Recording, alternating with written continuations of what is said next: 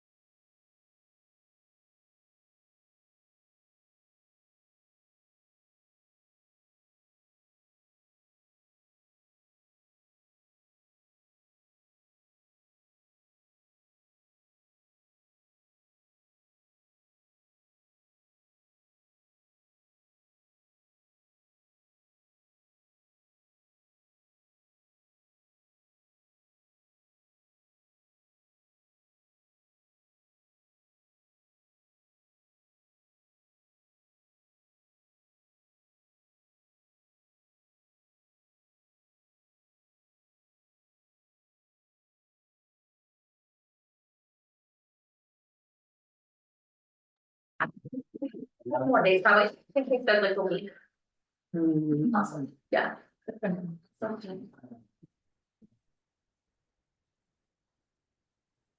Good evening and welcome to the special town council meeting, October 29th, 2024.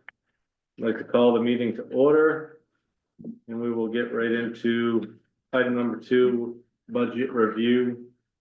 I think Annalise is here from Oliver Associates. If you have a presentation to discuss, Yes. that'd be great. Come up here so you can see me, throw Great. darts at me if you want. I gave you all a handout, and there's some extra on the table if anybody else wants one. During the budget process, we kind of recognized that the sewer revenue didn't really reflect what we thought the sewer revenue was, so Jacob asked me to take some time and do a little bit of budget analysis and try to figure out what we should do to, fix that. So right now, with the revenue, that's actual revenue is only around $332,000. And I think the reported revenue in past years was around $500,000. So our budget has been. Can we go a little deeper in that, or is that not what we're talking about? Or is that where we're headed? I think that's where we're Explain headed. where the discrepancy is. I'm more here We're headed. talking about where to go from here. I don't really, How we got here. I think how we got here may have just been taking value from the past and moving it forward. Before, I mean, Jacob obviously hasn't been part of that process, but Right. Were I'm those real thinking- values in the past? excuse me? Were those real values in the past? I think they had been values in the past and maybe the change of some of the bigger water using businesses has affected it. Because the way your rates are set up, it's not really, the way any other community that I know of or work in does. So I kind of wanted to I can't explain exactly how we got here today, but I think it's kind of a waste of our time talking about how we got here. And I think we should focus on where to go from here. And that's kind of what I felt I should do here tonight. And we can spend more time, Jacob and I, looking at how we got here, but I think we need to work on where to go. So there's clearly a lesson, right? I'm not saying we dwell on the past, but if we're off by $170,000. Mhm. Somehow there's a lesson there that we need to learn, whether we learn it now or tomorrow, I don't know if it matters, but. Kind of take your lead on that, I guess. And I think that him digging into it and looking at actual revenue and brought this to the forefront. So it wasn't me that, figured it out, it was Jacob. He Sure. brought it to my attention, and so that's why we're here. So when we discovered the revenue and actual was only $332,000, it's not sufficient for the sewer budget. One of the biggest problems I see. I'm not really sure I can move on from this without an explanation. Okay, let him finish. Yeah, let me- Yeah, but it's only $170,000. I getting like don't the whole think, you can't look for me for that explanation because I've never put the revenue together. I Right, don't do the revenue. That's not something I do. So So- somewhere there's probably a discrepancy between what was received and what was actually like, what was rolled over, what was in some account somewhere, but we can go through There and then could be- maybe hash it out. Yeah, there could be something, an account that was pulled forward, but that isn't something that, is an operating budget. That's money that's for capital improvements. So from my way of looking at it, we have to have an operating budget that is adequate for the treatment plant. And mind you, your sewer rates are extremely low. Like the lowest sewer rates I've seen in any system I'm involved in, which is a lot. So don't think this is a horrible, I know those expenses are horrible now for people, but this isn't gonna be a horrible outcome.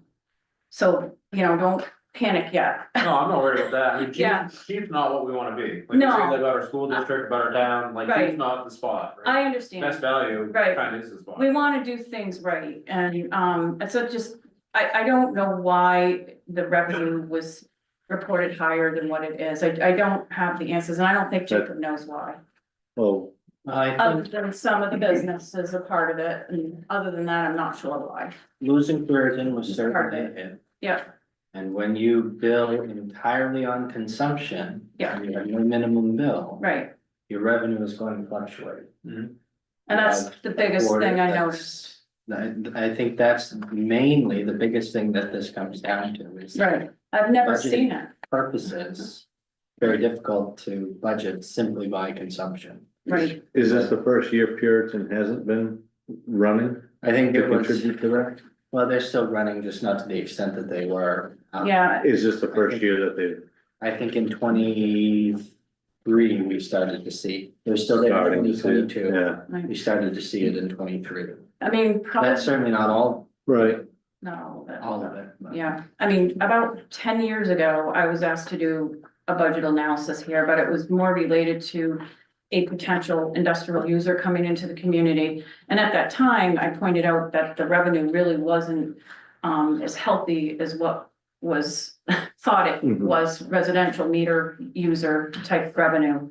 And right now, I mean, the rates do not, like Jacob mentioned, don't have a minimum charge. So I don't know if any community doesn't have a base rate. So like on the water side, we have a base rate so that every customer gets the same bill if they're under that base rate. And Okay. in the sewer side, there's no base rate. So if you use 10 gallons of water, you get billed for 10 gallons of water, and that is just not fair billing. I mean, I'm not trying to mean it's bad, it's just not a way that you can set a budget, because you can't guarantee what your consumption is going to be. So what, what I was looking at is most towns have a, consumption, minimum consumption rate of between 900 and 1,200 cubic feet. which for your community on the water side, your minimum is 9,000 gallons, which is the same thing as 1,200 cubic feet. So I was going to suggest that we talk about this. This doesn't have to be a decision tonight, but I wanted to broach the topic of having a minimum that matches the water minimum of 9,000 gallons, which is the same thing as 1,200 cubic feet, which is very typical to most communities. And that way you can be guaranteed that amount of billing all the time, because your customer base stays about the same for amount of customers. Right. And our sewer budget is not much different than what it's ever been. Like, we haven't gone up on the sewer budget, so that's not the problem. Like, it's about 450,830 is what we're asking for. If you annualize it, you know, take the half a year times Sure. two. Right, And that was about what we had. I think might have been even more last year. So it's not the utility that's wasting money or anything. It's just the fact that the revenue is not sufficient. Now, I think it didn't come to the forefront because in the past, we had a lot of discussions about this, we weren't spending our budget. We just didn't have enough staff, initially, too much turnover, you know, we had like struggling with employees for a long time. Now we're stable, we're spending, we're doing things, fixing things. So I really strongly feel like we need to plan to raise revenue for the $455,000 budget. And I came up with some options and I handed you this to kind of go over them. If we simply took the base rate and came up with a base rate for 9,000 gallons, we would, and then had an overage with the same rate that you're charging now, which is $7.30 a thousand gallons, we would raise $407,000, which is not quite enough. It would be 75,000 more dollars than what we're getting in revenue now, but less by about 48,000 than our present budget. So I was thinking, you know, let's see what a 10% rate increase looks like. And we'll look at what the numbers are for that on the back page. So that a 10% rate increase would provide $447,000, which is about $115,000 more revenue than the current billing, but still about $8,000 less than our budget. A 15% increase would bring us to a little tiny bit over our budget, which provides a little bit of contingency. And also we have to deal with the fact that not everybody pays. We're working on that. But that would bring $468,000 of revenue. So that would be $136,000 more revenue than our current billing. So I felt like that was kind of a good place to kind of talk about. I mean, my recommendation would be to do this, do it right, do the 15% starting January 1st. Then hold steady, and while we figure out what the sewer projects are actually gonna cost us. And then we might have to do another increase to pay for that debt, because that debt won't hit the sewer budget until a year after the project's substantially complete, and we haven't started construction on any of the projects yet. So I felt like we needed to do a 15% rate increase. And then evaluate the budget again, evaluate what we have for debt service upcoming, and maybe having another small rate increase as we go on. So if you go to the second page, just to kind of look at what this means in numbers, right now, you're at $7.30 per thousand gallons. If you were to have a 9,000 gallon base rate, that would be a quarterly bill of $65.70, or an annual total of $262.80. That would be your minimum rate. And then some people who would use over the 9,000 gallons would get charged $7.30 per thousand gallons like they are now. But that, like I said, wasn't quite enough revenue. So if you jump to the 15% one, which is the third one down on the table, that would be $302 a year, or $75.56 per quarter. Now, I could tell you the difference between this and what people get now, but people are all over the place, because some people, you know, they get 100 gallons, right? So they get billed $7.30. I mean, and then some people are using 5,000 gallons and they get, you know, a much higher rate. And it's just all over the place when you look at the way we bill sewer here. So it's a really small amount. Most communities are paying, and I don't know you don't wanna be most communities, and I'm not trying to say, you have a lot of customers, and I believe, I looked at every single one of them over the weekend. It was a lot of data, but there's a lot of customers here, so we can have pretty low rates, but they're just too low. And I'm working with people that are, 800 is not uncommon, $800 a year for sewer, and this is $300. This is very low. I mean, I'm in a lot of towns, and I know it isn't fun when you get told that something's wrong, and I can't tell you why, but I don't know why, because I didn't report those numbers. Mhm. I'm a little, judging by what you said, I'm a little worried that the people that are using the least amount of water are gonna get impacted the most by a rate increase. You give a minimum. Do we Yeah, have a sense of how many people that is? What percent of our paired mix is that low of a, under the Is minimum? it- I mean, I Is it can, like a very small? I number? could tell you what that looks like, but I didn't, I mean. No, that's okay, I'm just curious, I like rough could, I mean, estimate. I think this is gonna be all over the place. I mean, it could be like maybe 40%, but I know it's a big increase, but they've been underpaying for years. So, Yeah, right, if you're on a fixed income. I understand. $7 sewer bill, and then it's a $300. I sewer do, bill. I do understand this, and maybe you wanna stagger this and start with the first option and see how it goes. I'm not telling you what to do, I'm just telling you this is very unusual billing, and it's hard to have an unknown, you don't have known revenue ever. I'd like to hear what Jacob recommends. I would agree with Annalise that at the very least, you need a minimum of some sort. Mhm. To have a $3 sewer bill for 3 months worth of sewer is not sustainable, Right. for our infrastructure. And what- I mean- You cannot expect to have any sort of capital expenses with that type of billing.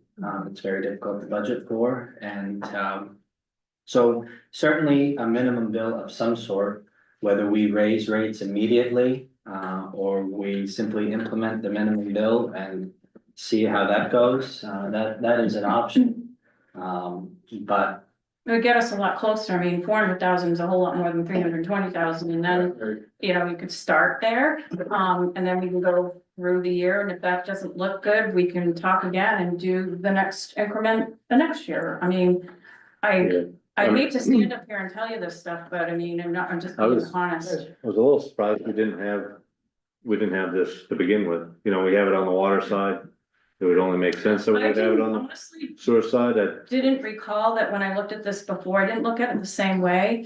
I didn't understand that you didn't have a minimum back then. I basically just was looking at what the numbers Right. were and the revenue. That I could see that the revenue was less than the actual right, at that time, and I Yeah, wasn't that's- really sure why. But that was 10 years ago, a whole lot of different factors. I don't know. Right. yeah, Um, I mean, I don't know any other town that doesn't have a minimum. I'm not just saying, I have no idea. I've never heard of this before. In I fact, think I it didn't makes believe it sense, I myself. guess it's a transition that has to be a Yeah. little like. well, it's a little, Right, I think this is right. but Me how do we too. get- How do we get there? Right. I don't want someone that lives on a fixed income, they can hardly pay to keep a cat, and all of a sudden they can't even pay to keep their sewer, Mhm. right? That's not fair either. well, they have, Couple of questions. Yeah. One, I know we don't want to talk about what went on in the past necessarily. But I know that there have been issues in the past with, these rates. Or the usage rates and the billing rates are based on water usage. Mhm. Okay, so I know that there've been issues in the past with meters. Mhm.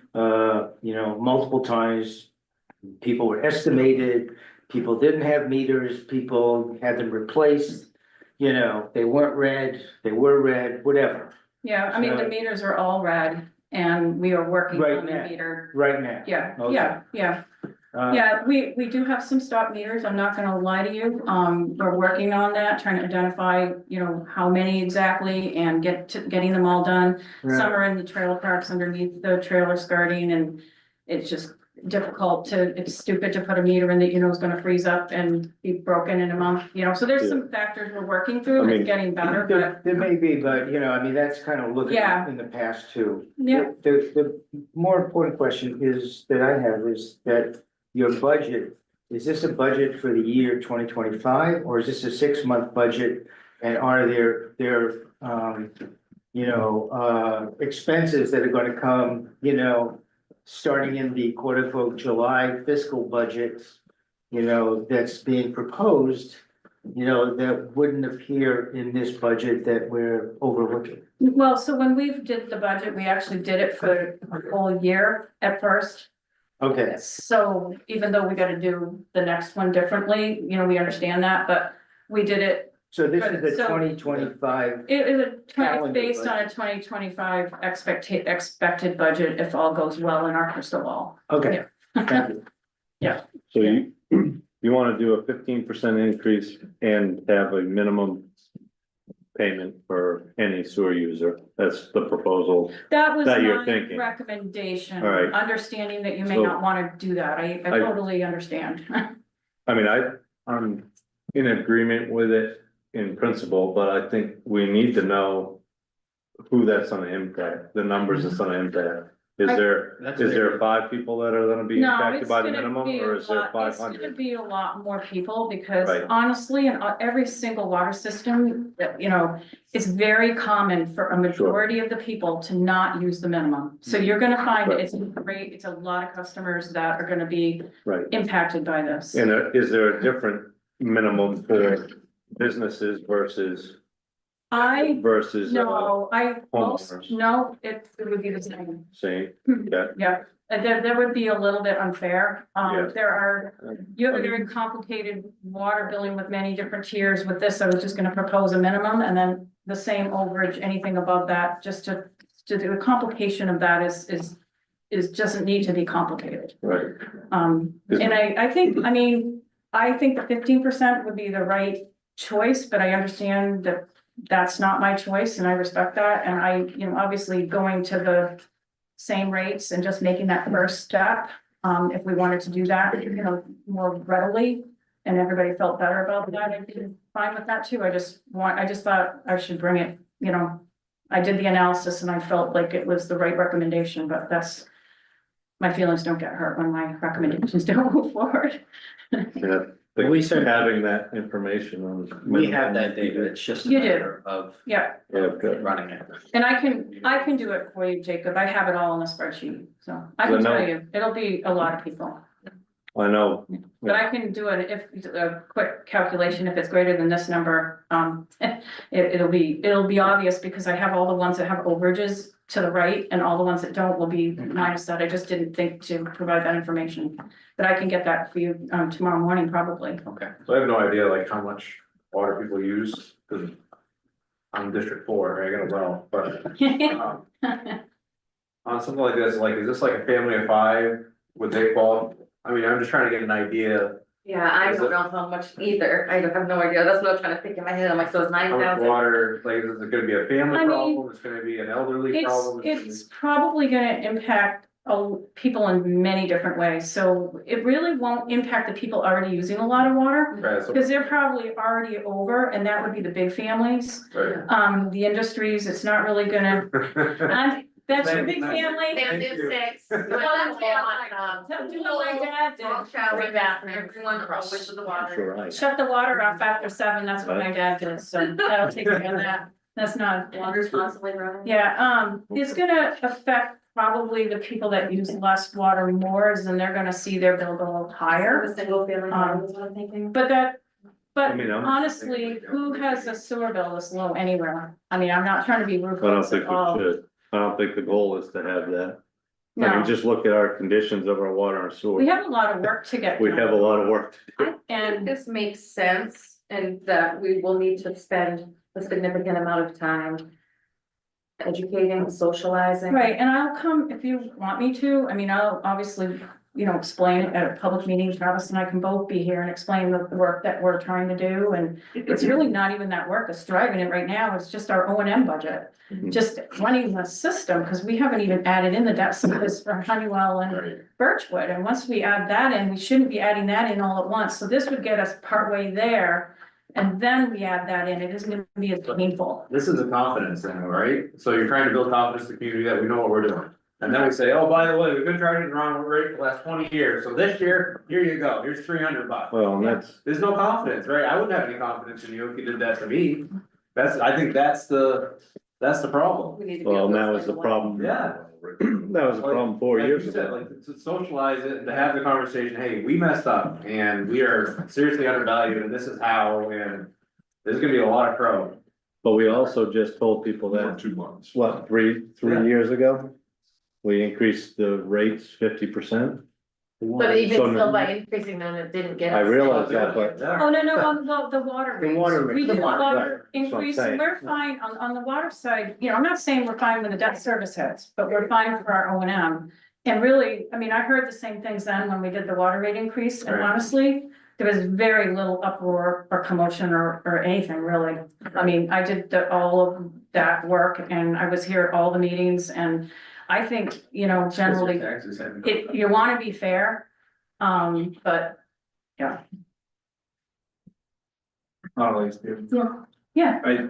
I think it would be important to, in this public communication, to explain that it's very similar to the water billing. And, I can't tell you why that there wasn't a minimum given at, you know, some point in the past. But it's the same reason we need a minimum bill for the sewer is the same reason that you already have a minimum bill for your water. It's super, super important to be able to count on that money. I totally understand where you're coming from, Eric, and I get it 100%. And these folks that have become used to paying for, you know, $20 sewer bills, it's going to be a little bit of a shock. But in reality, I mean, we're asking for, you know, it's either 65 and people hear that 15% and that's a big number to them.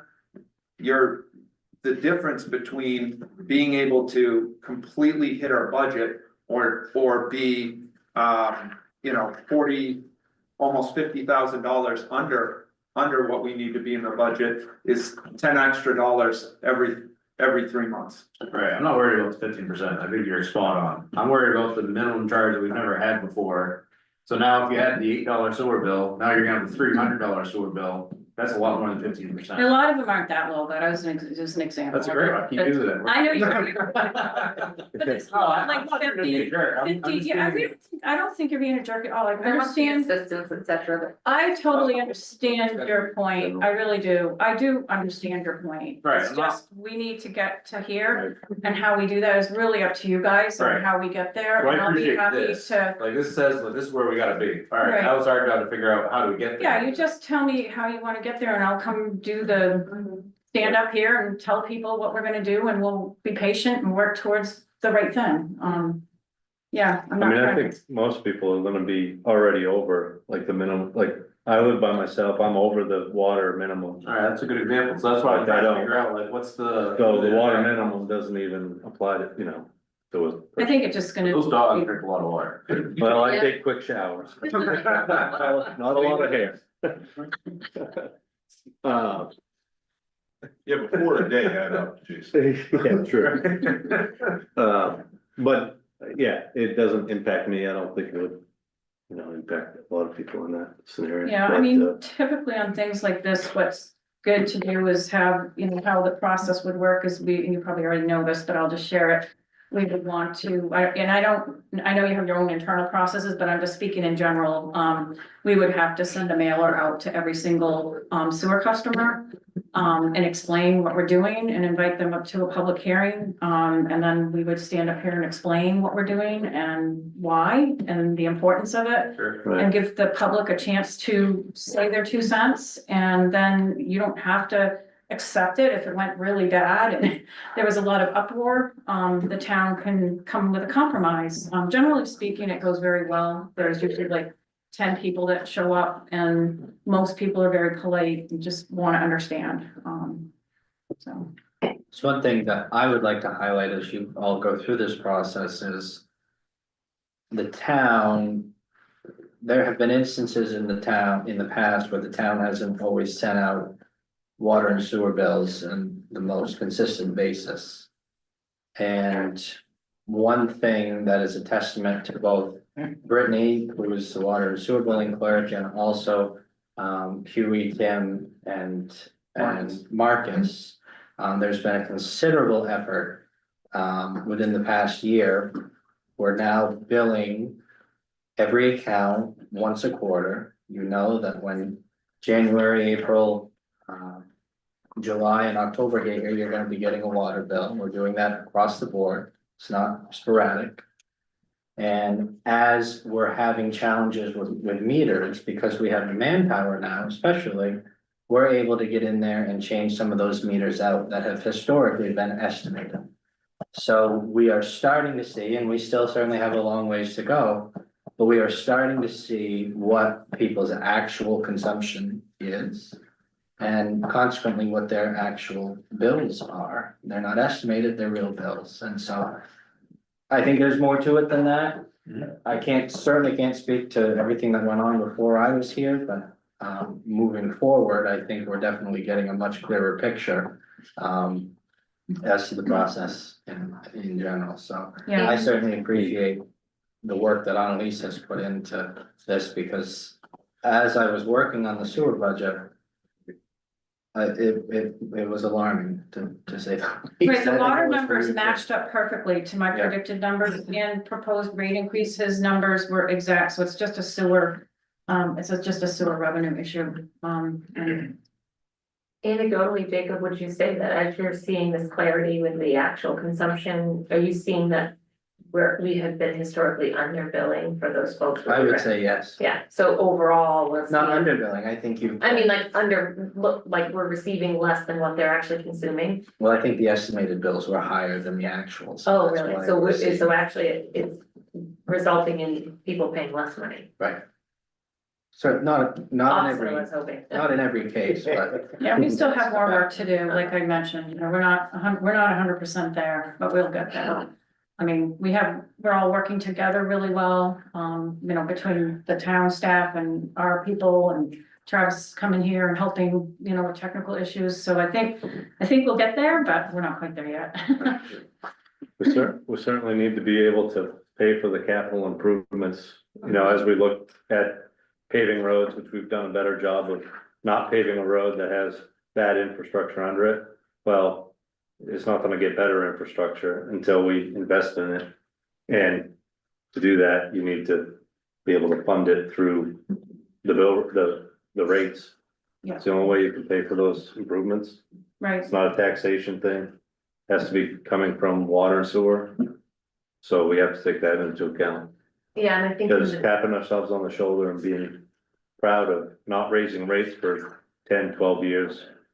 Well, we saw what that did for. Right, like So, those residents that they are miss- struggling with their bad sewer would come in and have a very equal or stronger reaction to the rate increase and saying, please do this so I can have my sewer problems fixed, because there's some people living with some Right. real issues. Right.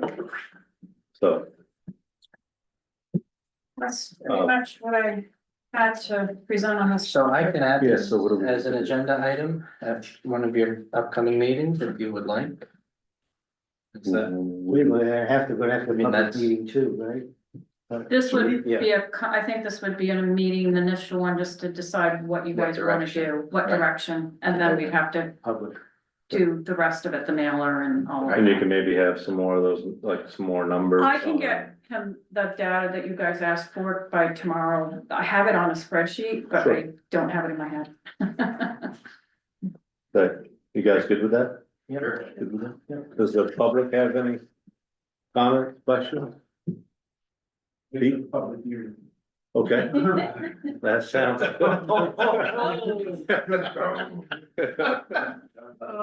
Sounds like a real politician. Okay. All right, Alrighty, well, thank you. yep. Thank that's you it very for much. us. Yeah, we'll see you guys later. Thank Alright, you. Yep, Thank you very much. thank you. Thank you. Alrighty.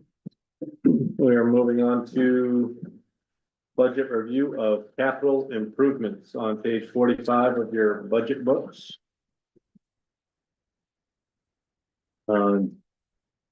Let's give you a control of that. All right, good evening, everyone. We're starting with capital, as we said. Capital, yep. Okay. So this year with the VPI project, is nearing completion, at least the initial phase, the study phase. The town will have a considerable expense when we go for preliminary engineering. PE equates to 10% of the total project cost. Which, for us, works out to be $3 million. We have a $30 million project. This initial part, the next step, has a price tag of $3 million. Now, historically, PE has been split by the municipality and the town 50-50. So we would historically be looking at a much bigger number, but that has recently changed to 90% paid by the state, 10% paid by the town. So with that being said, we do have the northern border grant that I do believe that we're gonna be able to use. Not probably 100% of it, but a large portion of it, upwards of $100,000 to cover that. But the town's share is gonna be $300,000. So with that considerable expense, that's kind of out of the ordinary, early on in the budget process, I had said to the department heads to try to keep your capital expenses at a minimum. And if possible, to hold off until the full year budget, knowing that this is gonna be a considerable hit this time around. And so included here, you've got the $200,000 for that purpose. And really the only other big project that we certainly know of that we have a deadline for is the storage tanks out at the highway garage. You had previously set aside money for that. And so this sets aside another $50,000 for that, which would leave you a little over $100,000 in that reserve. The town, I believe, had previously talked about removing those tanks and replacing them. That's not going to be what my suggestion is. I think it would be good to have maybe a small above ground tank, certainly for emergency situations. But in talking with Donnie and Jerry, their desire, my desire as well, would be to move towards a WEX card sort of operation. That's works well in other communities. There's I don't know if you call it a cooperative, but there's a program with the state that you can hop on with the state's WEX program and get the rate that they receive. So our desire is not to reinstall those tanks, but instead to move towards that. And so that's what that $50,000 is for. So in total, that'll be $100,000, and that should be enough to remove them? Yes, the answer is yes. I don't think you have an exact project cost at this point, but That's all right. several years ago, I believe the quote that was received was $140,000 for the total project, which included reinstalling those tanks as well. Right. Donnie, you can give some background. Yeah, basically they're 25-year tanks. We got a gasoline, it's 2,000 gallon, and we have 8,000 gallon in that compartment. So basically they give us a 5-year extension. September 25th of 2025 is the end of our extension. They have to be out of the ground before that date. So we originally got a price of $140,000. That was us doing the excavation and the groundwork, and then replacing that with a new double line tank sitting right on the river basin. There's no need for us to have that much fuel on hand. So in collaboration with Snowman's, ourselves doing the groundwork, Snowman's has done work with removal of tanks with Samard, which is another company. We can do the full project, put a 2,500 gallon emergency above ground, like a skid tank unit on top of diesel. And what better rate? I use that WEX system now in Detroit for my fire trucks. Newport's currently using it. We got any power outages, we got it out here, we can go over to Newport. We can hit Fairfield, the truck stop if we need it. The great thing about that system is every driver has an identification. You have to put in your mileage of your vehicle, your truck number, so it's gonna help us track and maintain maintenance purposes too. So it's another great. So we should be able to do it for about 100,000. Thanks, Tony. Yeah. Sorry, No, I was just gonna say, I'm 100% on board with the WEX system. Yeah. We use it as perfect. It's basically flawless. User data entry errors, but that's fixable. Have we consulted DEP at all on this project? Because there is a super fund that they use for these projects that can cover up to. Well, our guidance is coming from DEP as to we have to get this done. I have not specifically asked them about funding, no. Okay, because there is a certain amount of funding that helps with these projects. That would be before I would wanna. Yep. And I don't know as a municipality if we're even eligible for that, but I do know in the private sector that there is money available for these projects. It'd be nice to know what they have. all right, Because I think that was utilized at for the golf station on the corner, I believe, when that was removed. There was a large portion of that was covered by the super fund from the DEP. And I think it would be good to look at. We will do that. All right. all right. And then. That was it. Are there any other comments from the audience on capital? Any comments from the council on capital? Yeah, I got one question. Yeah, On the VPI, $200,000 that we're setting aside. Right. And I know that we're trying to use some of the funds. In addition from the grant that we're renewing, I guess. At what point are these funds going to be expended? Do we have an engineering firm engaged, and will it be moving forward expeditiously? Well, you got like 3 questions there, Doc. I'll try to answer all of them. We're nearing, we've just received the draft report, final report of the study phase. Which I'll include in your council packet for your meeting next week. Yep. The next step into that is to enter into an agreement with Maine DOT saying that we want to pursue preliminary engineering. Kind of the way that works historically is firms like Goral Palmer do not bid on the study phase for the money for the study phase. They bid on those projects for the preliminary engineering.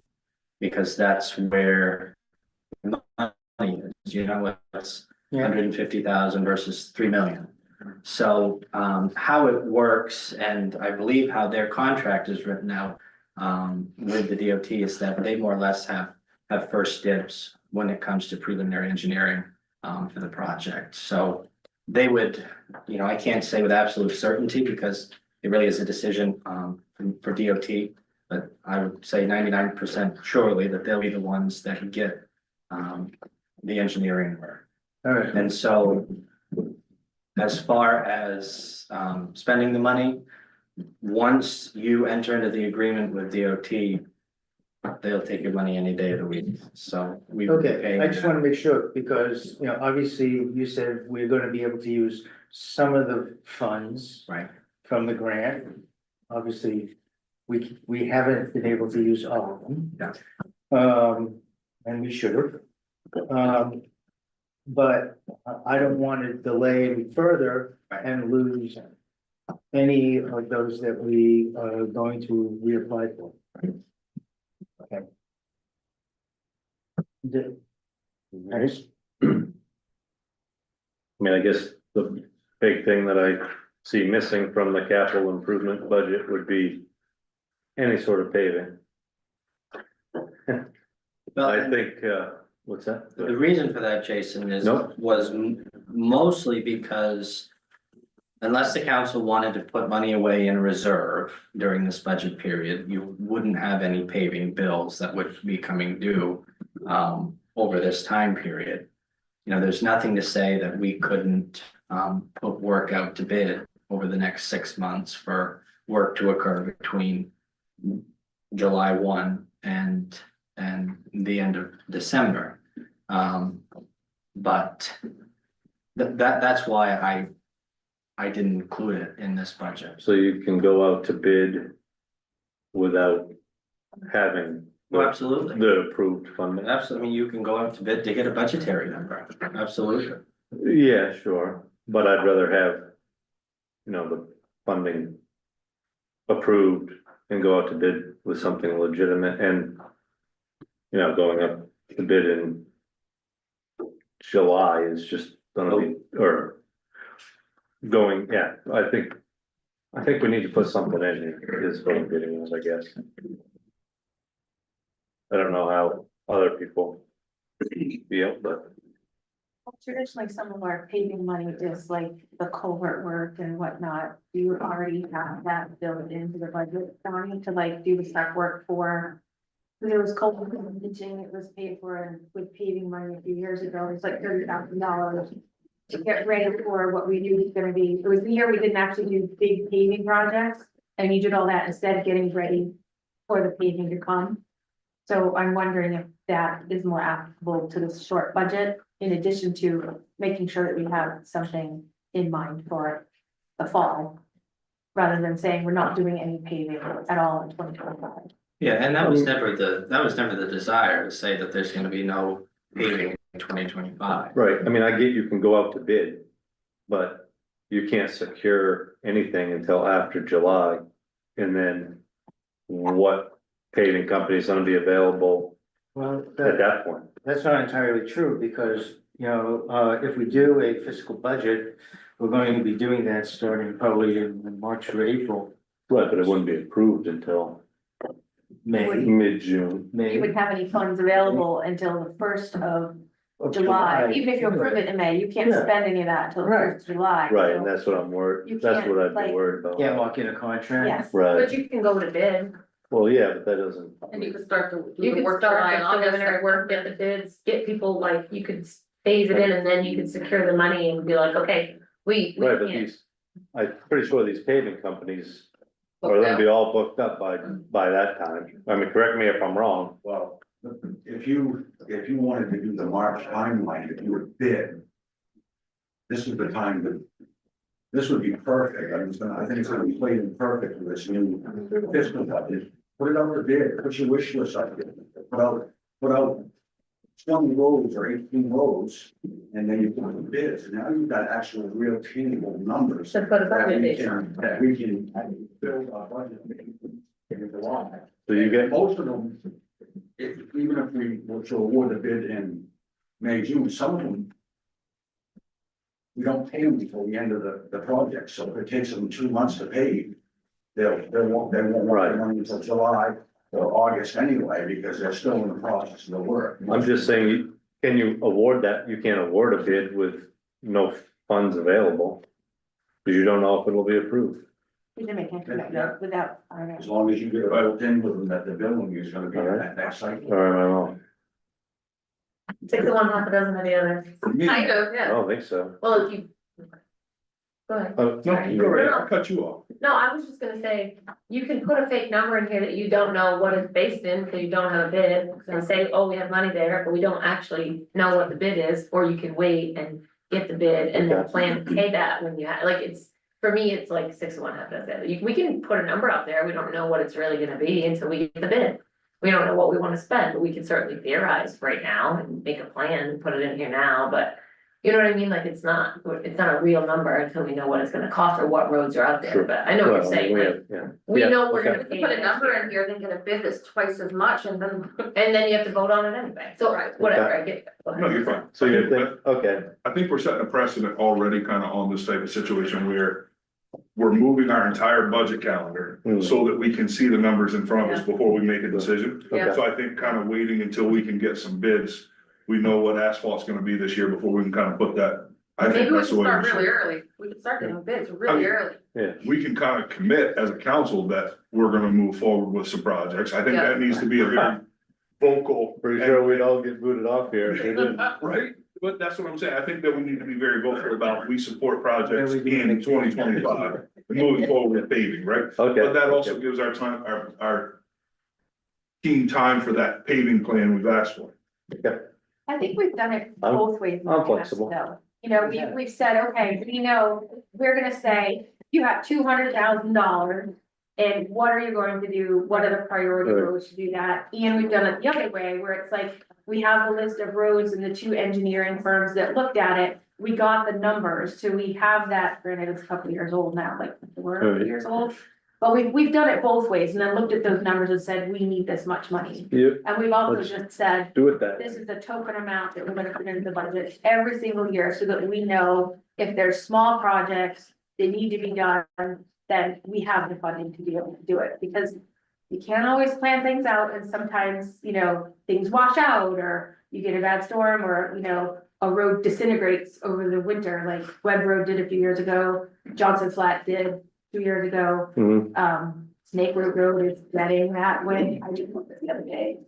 It's awful. You know, I think we could do it either way or both ways, but I think, I agree, we need some money in the bank, in the budget for paving this year. And We'll do that. Myself, Jason have been working diligently since last week. We have a list of roads and stuff, and we put together quite a little thing, so I'm sure that Jason will share. Yep. And, yeah, we'll get that ironed out and we'll be able to have a better. All right, So I based mean, on I that, think, do you have a number that you want to put in for tonight, or? oh God, no, not yet, no, I think. I mean, the majority kind of convinced me that we can just go the other route. Get the instead bids of back by Yeah, March, April. have a better idea of what we Know want what to we're looking do, at. get a bid out there for that, and then budget accordingly to that. Do we feel good about who did the paving this year? Like, did that go well? Would we imagine we go back to that same? Or, And maybe competitive, they had better pricing based on their, okay, their. no, I'm just curious, clearing that out. The project was good as far as I I can mean, tell. we got 24 paving for the same amount per ton as we did 23, and I tell you that, 99% of the other town think is what we did. I don't know. Donnie's Palm So, Trees. we'll, But yeah, we'll cross that hurdle when we get there, but.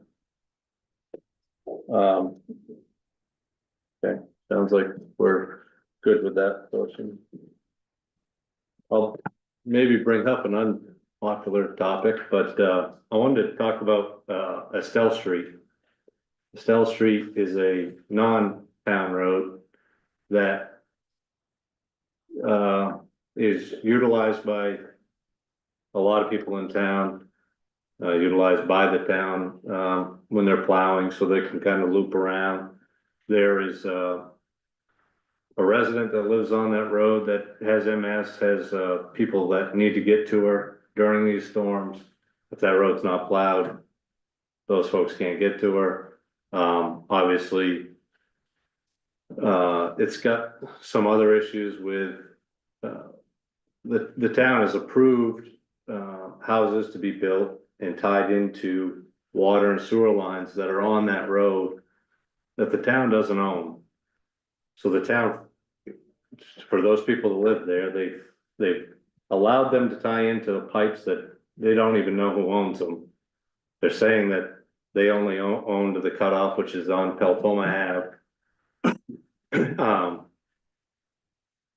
And if they have a backup, they're gonna shut the water and sewer off at Peltoma Ave, and everybody on that road is gonna be, you know, kind of hamstrung until they fix it. But at the same time, the town had a code enforcer have these people tie into this line. So I think there's a huge liability there.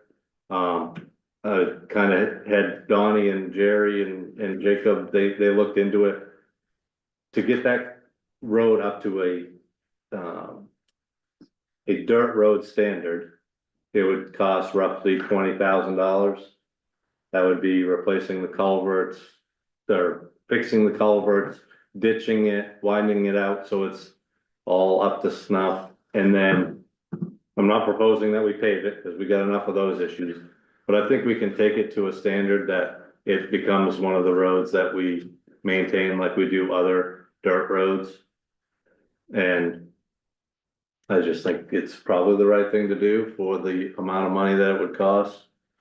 I know we've got enough issues on our plate that maybe some people wouldn't want to, you know, buy in on that, but, Okay, who owns the road? that's a good question, Landowners, The well, people yeah, I that, think that, yeah, the people individual, that have built their homes on that road.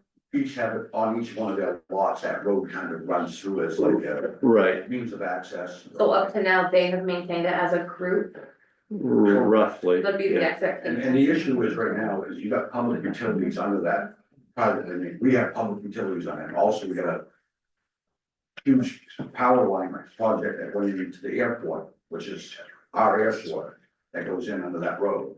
And if something happens to one of those, or something happens, and we're still responsible to go in to fix anything. So it was my feeling that for that little stretch of road, for what little bit of money we put into it, to bring it up to town standards to be a dirt road, it's a win-win. We got our plow trucks will go through there. S&D will come through, pick up their plow at the end of the pavement and come through there, so we're already, and we're running big trucks over it. So for a minimal investment, I think it's a good idea to have that little short piece, we're gonna, at some day later down the road, I can see it would be an issue, and it's gonna cost us a bunch of money to do it anyway, so we might as well just do it now. Be proactive about it, get it fixed. And it is something that we've kind of demonstrated that the town folks can certainly do. They can bring that road up to code and it's not something we have to bid out. It's not something, And I you know, obviously it's gonna cost us material, but Is this a budget item or is it a Plow the road. No, it's me proposing for a, for this CIP? For this CIP. First half of 25. sure. How much money we're talking about? I think you had originally said 15. 15,000, 20, if we do it, we're gonna be close to 15, if we don't get any other work, 15 to 16, that's gravel and. I mean, that. So we need to do that out of the operating budget or? I didn't do. I know you can do it. I know you can. Man, you. I want both ends in the middle. Likes to challenge, Donnie likes a challenge, and you do it without. No, I certainly could try. Right. I'm not gonna- And 50,000 is not a big CIP ask, obviously, but I mean, for what it's doing, I just think it's, You have my Austin money. Are you making a motion that you would like to add it to the capital improvement for 25? I would, yeah, I would like it on here. Second. Would like. Yeah. Those, I mean, obviously, it might take some, well, it would probably take some lawyer fees. To get buy-offs on those folks, the deeds and all that. so we wanna get a higher cost put to it. It's gonna be more than 15,000. That's what we figured tonight. I think So how long the stretch of road is it again? Like 0.2 miles. It's paved on the back end of it, It is a little bit, on the back, and then obviously Beltoma, right? and then it goes to Beltoma. I mean, it is a wreck for sure. I mean, it's not nice at all. Terrible. Yeah.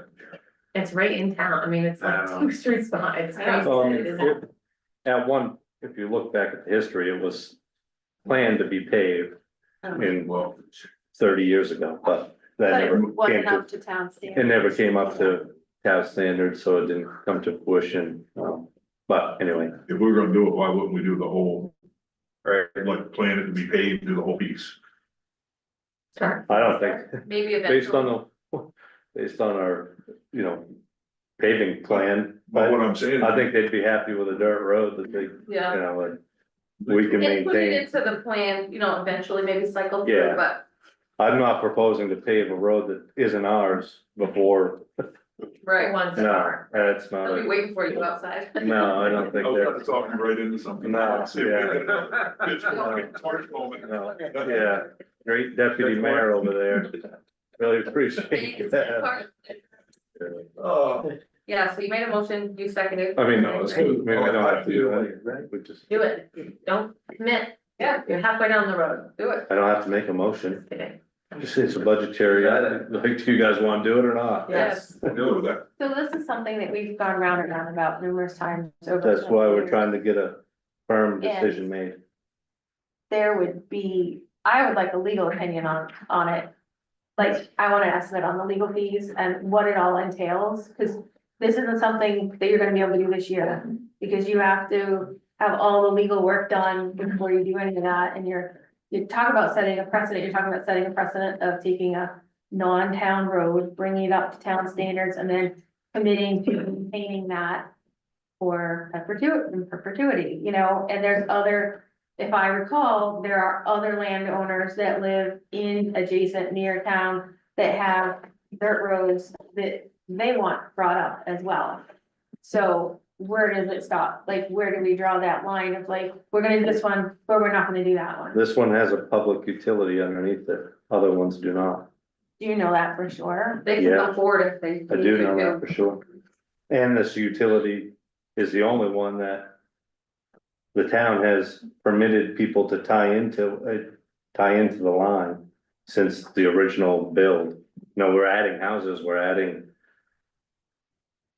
usage to a pipe that supposedly we don't own, but we do. So, yeah, this is an oddity compared to everything else. Nothing else fits, Completely agree with that. nothing fits this bill like, the other ones don't, so. I think, It is in town, like, there's no doubt, and it's utility under it. yeah, I think we get lots of money to it, right? Like, I don't know where it lives, but I think it should live, there should be some money there. Jacob, can you get a legal opinion on a little bit of that? Yeah, I mean, And it's And certainly, a rough estimate on what it would cost? I think we need the numbers. I don't like the idea of. That's why I just throwing asked for money at it and just like all the numbers for the whole thing. To make an That's- informed decision. And you're gonna add that into the capital, so it's already, the money will be there, it's just. It'll be in the reserve. Cross. Right. T's and dot our i's. Yeah, if you can get that number, then we can all be on board. Are we meeting here next Tuesday? No, Oh, yeah. next, probably Wednesday, Wednesday. election Tuesday. Okay. But yeah, we can. I'll do that, I'll call Bill tomorrow. That would be fantastic. Any other capital improvements? Let's see here. Think we're good. We'll move on to debt services, page 45. On the village partnership initiative. Is there like a schedule of commitments beyond this, like? Beyond the 200,000 of what we're responsible for the next 3 to 5 years, or 1 to 3 years, or just so we so when we do budget out. That when something doesn't get lost in the mix, then all of a sudden we're like, whoa, 500,000 on land dollars. Yeah, we can, there's not necessarily a set schedule, I think there's definitely some flexibility there, but I can certainly come up, I'll work with Jared to get something a little bit more concrete as to what the timeline that we can expect is. Okay. Perfect. Debt services, Jacob? All right. Debt services, just to start, most of our loans are structured in a way in that we pay the interest in May and you pay the principal amount in November. And so that's why you see that much of these are interest-only payments for your 2019 CIP, the 20, the 22, the 23. The only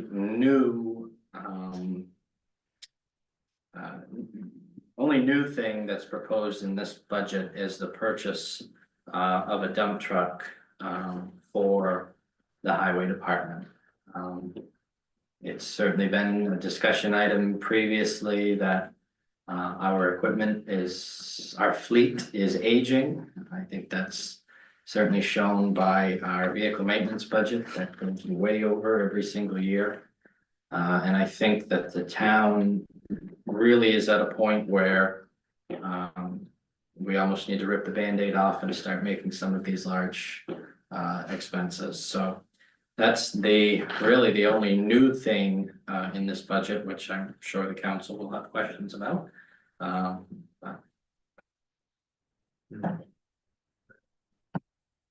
Any questions from the audience on that topic? Maybe any, or council, any questions on debt services, public works? What did we purchase for trucks over the last 2 years? Understood. No, Understood. but being honest, no, the last 2 years you bought the 550. Yeah. The last couple of years you bought the F-550 ton-and-a-half truck from Snowman's for 90,000. Yep. Previous to that, you bought a used 21-year-old truck from O'Connor, Volvo, for $52,000 by the time it was set up. You bought a 2000, the year before that, a 2000 International Wheeler truck that was $45,000. Yep. So that's basically what you've got for trucks, and each one of those trucks, it was pretty much determined that it was gonna be for a 1-year thing. You're buying something that's 22, 23 years old, and it's not gonna plow snow for another 20 years. It was a temporary fix until we could figure out where we were gonna go with the plowing, whether we were gonna plow our own roads or not. So we could make an assessment what we needed for trucks, or if we were gonna contract it all out or do combination for what we're doing now. Problem is they got a 23-year-old truck that's sitting up to Justin Lipswitch is up here, that's got quoted $3,500 in the cab, and the rods are all bent, the thing's falling apart, the motor mounts exploded on the floor up there, and you're looking at truck set. Realistically, being a town safety guy, I'm ashamed of what people drive with, because they were temporary fixes. So we've got a 2014 International dump truck that's in decent shape. 2006 that we got from the town of Searsport, that was very well used 5 years ago, 6 years ago. That's it's runnable, and you've got a Volvo that we can use, the Wheeler. But other than that, you've got a real big problem, because we've got the ton truck, which is now, what is that here, 16 or 17, a small dump truck that we can use to do town parking lots and stuff with. So,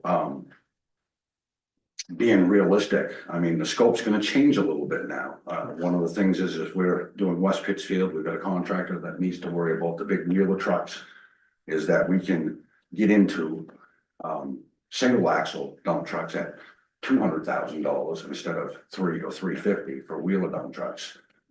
To be able to maintain those out of town roads, so. Also got a 2002 pickup truck that we want to take a sticker. That's up there right now, so you're taking another parking lot truck. That's all rotted, so you Donna, got. do you have a document that's your fleet, that's the type of vehicle, the age, the estimated value, life? Yeah, we've got it up on the computer, I think. And is there any way, I just find it impossible Yeah, that'd be easier to. too, yeah.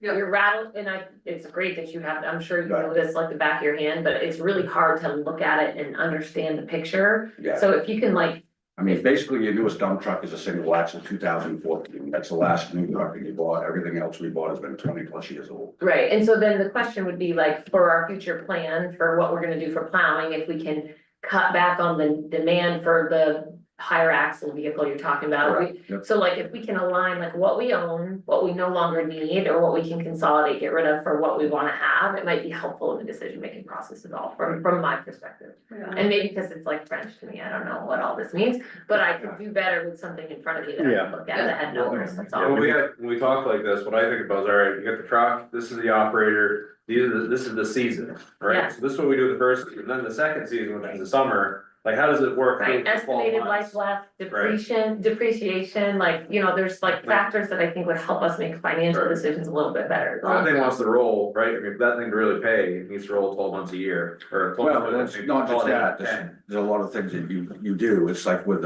you guys in your new PPI and stuff, we're gonna add another 3.5 miles of sidewalk, and we've got a sidewalk plow, it's not a sidewalk plow, it's a mini loader. And you're using that all year long, so you're beating that machine all summer long, you're using it for that purpose, and then when it comes time to plow your sidewalks, everybody's screaming because the thing won't run. It's because you're running something too much versus something, again, user-friendly, multi-purpose and things is what I look at. We can use it in the summertime, limited use in the summertime and wintertime, but we can't use a truck out hauling an excavator around and beating it around all some along and expect you to headgear and stuff, and it's gonna. You know, and I'm curious about other, 15 years. I'm curious about how are other towns getting innovative about how they do this, like, you know, there's lots of. ATV type all-terrain vehicles that can maybe, instead of these, I'm not to do whatever, but like weird machines that like do this, can we get smaller, you know? Four-wheelers with plows, I don't know, I'm just like thinking outside the box, do we have to go with these industrial machines that are gonna die and be super difficult to repair and maintain? Can we think outside the box or look to other towns and what are they doing, and maybe we need to rethink that, but. Certainly understanding the fleet and then the value would be a good step in that direction, from my perspective.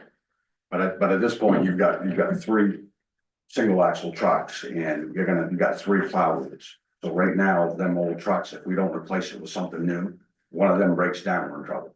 Right. We can't even, we could use one of them big, we got that big Volvo, it's a big wheeler up there that we were gonna use for the country, but the issue with that is trying to get around tight roads with it.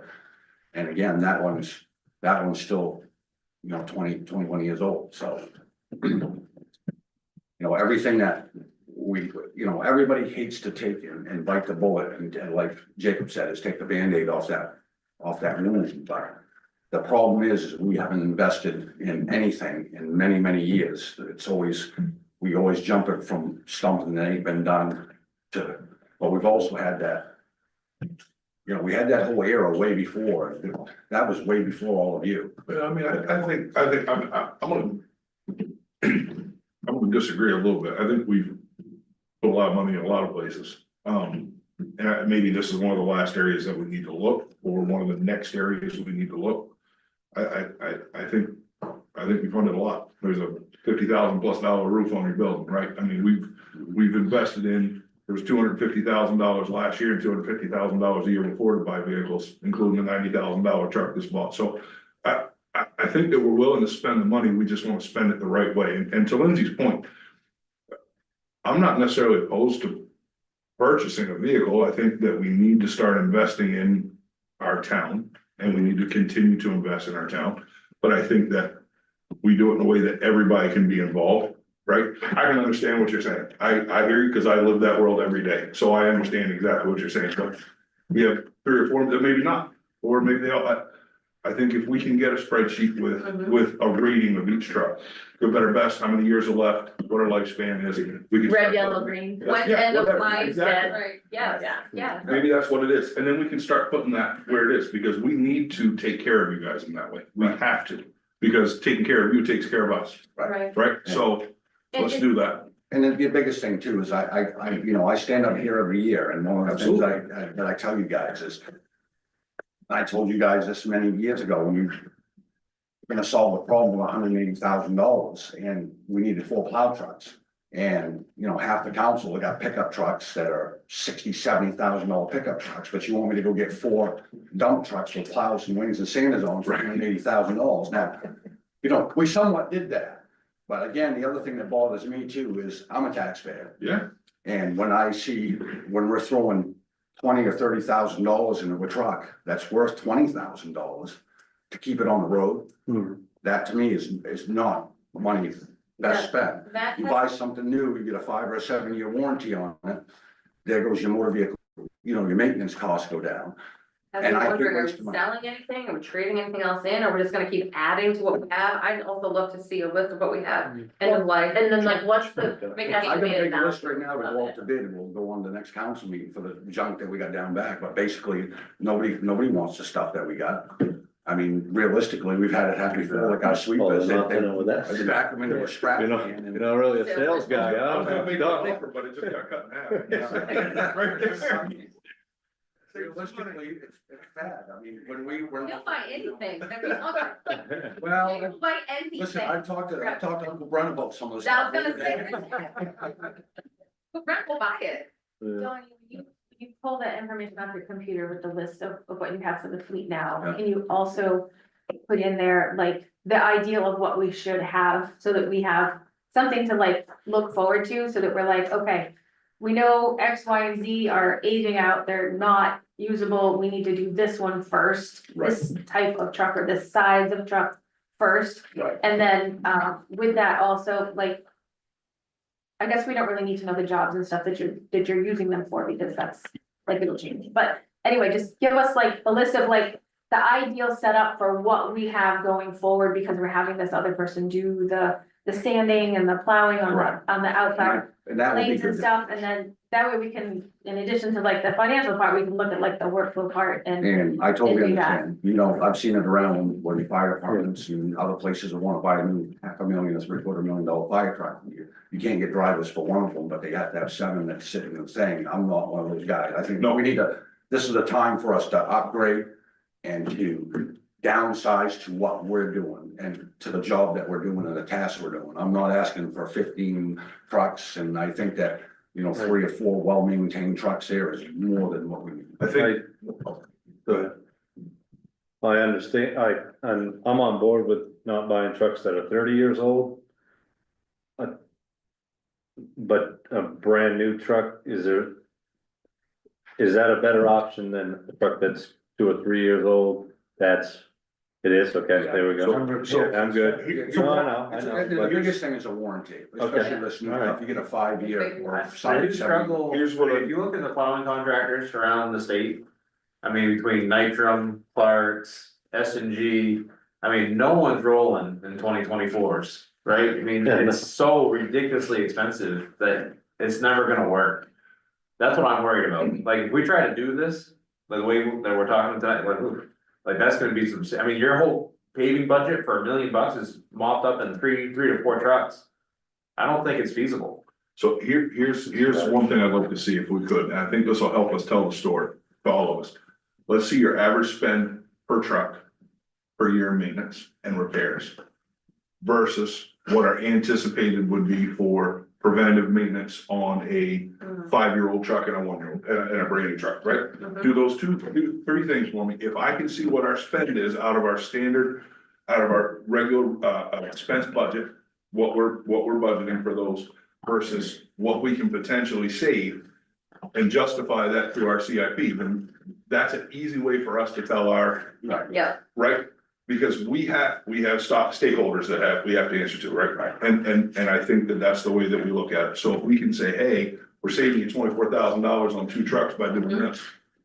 Almost definitely, and you look at It- 18 and 19, you look at the Plymouth State Garage, I'll use that for an example, you go up to Gable Helton, and there's 12 of there, 20 trucks, dump trucks sitting out back, been sitting there over a year because they can't get parts for them, now you're Right. talking about 2018, 2019 trucks. Absolutely. One of the things it's the same way, I wanna warn you guys against this, if somebody's getting rid of a 4 or 5-year-old dump truck, there's a reason for it. Oh, absolutely. And I've heard that from a lot of these people saying, well, if you're getting a 3-year-old or 4-year-old truck, Sure. for this price. you Yeah. better- The only way you get through this is a liquidation sale, something like that, Go on. right? Somebody who bought and went. Right. Yeah, We're not because business. I just got rid of 2 15s and a 16 because I cannot get parts for them. And we had that Cannot. problem with that 14 International, we got the newest one we did buy new. But if we can, Steering box, you can't find one. if we can put something tangible in front of people like Craig just explained, With the numbers. Then we- Right. you know, we don't just say, well, Donnie asked for it, so we gave it to him. That's right. So, Like, that's a bad answer. So is that under the public works 1505 motor or 1510 equipment budget or 1505? 1510, excuse me, 1005, 1505 should be one vehicle maintenance. Is that what you're looking at? Yeah, 1505. Because I think with the year before, we were at 60 or 50, and I asked for 60, and you guys give me 40, and I think I was expending around 75,000 already to date, and that's. So we're saying, So- you're asking for 60,000 a year right now, is what you're asking for to maintain what you have currently. Yeah, so that's what we've been spending. That's not a lot of money, I don't think, honestly. Well, I'm at 75 right now this year, and I got 2 months left, Right. so. So No, and, yeah. the 10,000 mile PM 3 is about months. $1,500. Correct. It's about $1,500. So if you figure 3 of those a year per truck, plus your payment on your truck. So your $4,500 plus whatever the payment is on the truck Right. is what your average spend would be. You can take that out of your expense budget because it's gonna be warranted for anything that Anything major, right? 3 to 5 for the most part, right? 5 to 7. 5 to 7. State gets 7 out of it, with the extended warranty, it's a little bit more, but it's bumper to bumper for 7 years, and they keep them for 2 or 3 more, and then they trade them in. I mean, I think that's where you start to tell your story and we start to earn the decision a lot easier. Right. So let's put, if we can just put that little bit of meat behind it, we start talking a little bit. Okay, She's gonna be at 100 by the end of the Thank you, year. Tony. Yeah, but that's exactly, that's not just Bob. No, I That's know. the whole- Yeah, that's right. no, thank you, Donna. Yeah. I mean, does that make sense to everybody? Yeah. Can we put that behind it? Okay. So I'll, Thank you, Donnie, thank you. I'll add this as on your next agenda. Yeah, I mean, I think the next thing will be all the stuff we put a pin in. Last piece, can we take a look and see what's out there? What do you mean? Can we get a couple numbers of trucks? I know we got a blanket number here, can we actually see a couple? Actually, I think we have- we just got a price on a brand new 24 International next, excuse me. 26, 2026, with, Cummins motor in it. Yep. So it's, stainless steel body, stainless steel plow, the whole 9 yards rigged out. There's 118 for the chassis and. Yep. So it's a little bit under 2. How many yards is that on It'd be an 8 yard body. the 8 yard body? Okay. Last question, can we get sorry, we've asked this of other departments, so Yeah. I wanna see it. Very good. I'd like to see, do a search. I mean, we were looking as far as Arkansas, Louisiana last year, on what we can find for used equipment outside of our normal network. Can you go to like, Mike Delant over in, Ellsworth? I can get you his contact number over at, I'll lose it now, but anyway, we can get his number, we can have him start searching for trucks for us.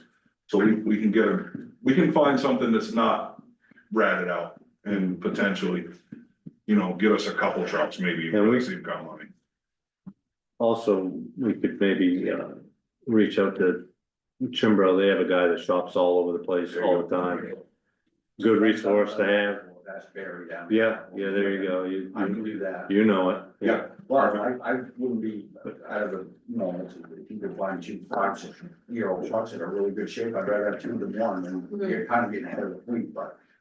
The biggest thing is, I get beat up every year from motor vehicle maintenance. Right. And, it's one of those things that if you gotta realize at this point, and everybody's driving a decent newer vehicle, you can't find parts for 5 or 6-year-old vehicles, and. Hmm. I feel it's my money too. I treat this money like it's my money, so it's. And I come and say, well, if you buy something that's 20 years old, it's not gonna last 20 years, it's a 1-year thing, and then every year I come in and it's like, motor vehicle maintenance is too high, and well. The only way to do that is at some point have a replacement plan. Well, yeah, well, if you got 6 trucks and it's costing you $100,000, that's, was that $15,000 a truck, right? Well, And you're replacing 2, that's $30,000. You're halfway in maintenance bills that you're saving. You're halfway to what you're spending on that's your what CIP. Remember, you've got a loader, you've got other equipment up there that's. One of them is like I'll just elaborate, our mower, we've had it that does roadside, we've had it 14 years. Needs a $15,000 repair on it. Sure. Or do we go out and buy, for what we use it for, I think $15,000 is cheap. I wouldn't ask for $85,000 to buy another machine. I think we had the cemetery buy one and then not need it, and then just. I mean, myself. I'm just saying, I know that was my outlaw list, I probably File the shouldn't have used that cemetery. right then, but. Pretty sure we're gonna file a cemetery. I created it, it's out of the box, lateral thought here. Getting creative.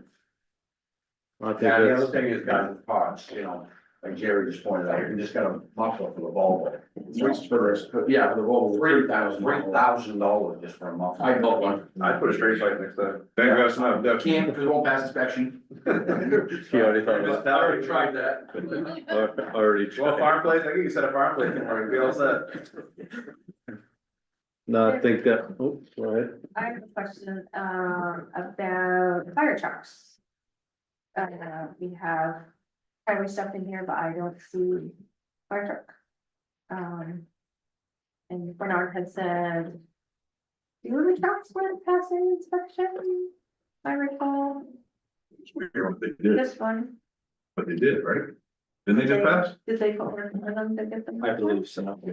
Yeah, Yeah, I think he was able to get through. We have Bernard's, authorization for a truck.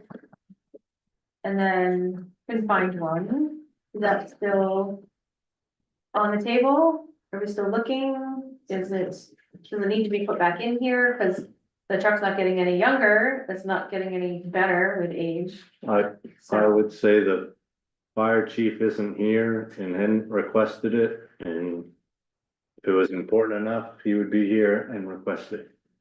Is my thought. Jacob can just double check with them. I think it's a pretty important thing to like overlook. I mean, we talk about being prepared and making sure employees have what they need to do the job, and the fire department's kind of a important thing. As somebody who's had their house burned down, it's an important thing. Yeah, of So- course, they'll have Jacob check with them. I can look into it, if that's the direction, that's. Something tells me he would have been here, but we can double Right. check for sure. If he wanted it, he would have come and asked for it. He's here when we went over his budget, right? No, he wasn't. No, he had a representative here, right? Well, I mean, I'll add that service to your. Next week's agenda. Right, okay. Yep. I think that was a good discussion. Appreciate the input. Thank you, Donnie and Jerry, for history on that stuff. Yeah. We'll carry some of that over to next week. And I've lost my paper now. Bear with me. So next Wednesday. Went by my head and go there. Your grandparents? Oh, yeah, here we go. All right, so I guess that concludes, the budget review for I do this want, evening. before we close, I wanna thank Donnie and Jerry for the help with the, field after field project over at City 53. Oh, yeah, I know it wasn't a big thing, but it was a huge help. I don't see any elbow things for you. Huh? I don't see any elbow. I broke their Toro, their dragging, I broke that yesterday, or hopefully back in business today.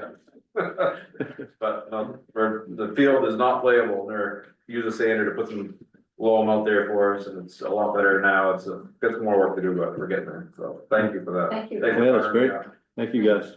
Appreciate it. I guess that would conclude the budget review for this evening, so we will move on to executive session. I have a motion from the council to enter executive Make session. the motion that we enter executive session. Second. Moved and seconded. We will, thank you, everybody for coming and. Take two.